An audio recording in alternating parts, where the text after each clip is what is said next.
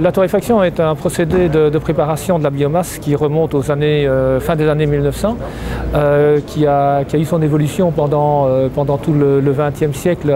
Chaque fois que la ressource de combustible fossile était rare, on le retrouve pendant la Première Guerre mondiale, Deuxième Guerre mondiale, les crises du pétrole, et chaque fois avec des évolutions technologiques. Aujourd'hui, le challenge de la torréfaction est de pouvoir avoir l'efficience le maximum et la conservation d'énergie de la biomasse la plus grande. Ça consiste en quoi? Exactement comme quand on torréfie du café ou du thé.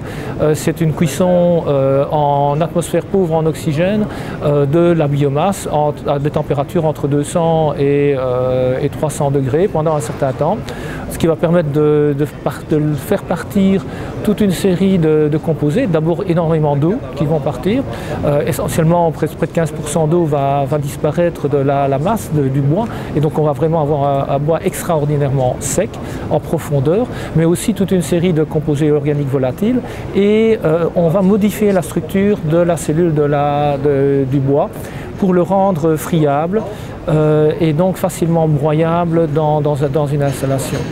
Alors quel est l'intérêt de faire tout ce travail? C'est qu'on va avoir un produit final qui est avec une haute valeur énergétique. Donc on va passer de 12-13 000 kJ par kilo pour du chips jusqu'à 15-16 000 pour du pellets, et on va arriver dans les 20-21 000 kJ par kilo pour du bois torréfié. Ça veut dire que dans une installation de combustion comme une centrale charbon par exemple, l'utilisation de bois torréfié permet de garantir une meilleure utilisation de la centrale par rapport à du bois.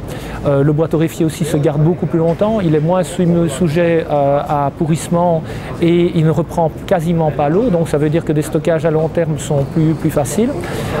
C'est aussi, comment dirais-je, comme j'avais dit, une matière extrêmement broyable, et donc les coûts de broyage postérieurs et qui vont être nécessaires pour les utilisations ultérieures vont être extrêmement réduits. Le produit est quelque part normalisé, donc on perd de la variabilité. Donc aujourd'hui, quand vous prenez de la biomasse, entre un feuillu et un épineux, entre un feuillu d'été et un feuillu d'hiver, entre un jeune arbre d'un taillis à très courte rotation ou un vieil arbre, vous allez avoir des compositions de la structure même de la matière qui vont être assez fort différentes. Le fait de torréfier va réduire tout cela et va avoir des produits beaucoup plus homogènes, et donc une même installation va pouvoir utiliser plus facilement une plus grande variété de biomasse d'origine diverse.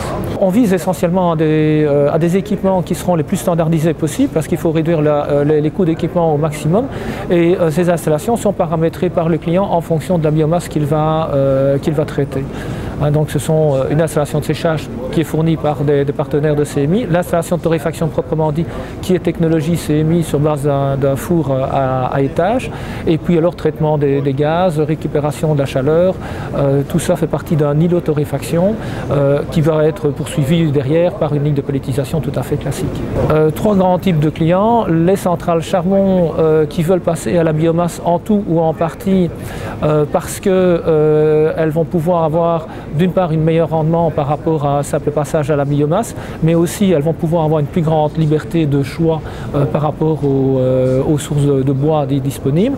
On va avoir également les lignes de pellets qui vont vouloir apporter non plus une matière première, mais vraiment un produit fini, et un combustible en tout cas. Et puis alors les bioraffineries qui vont utiliser le bois torréfié comme première étape dans des installations de gazéification à flux entraîné pour faire du plastique, du pétrole ou des biopétroles et ainsi de suite.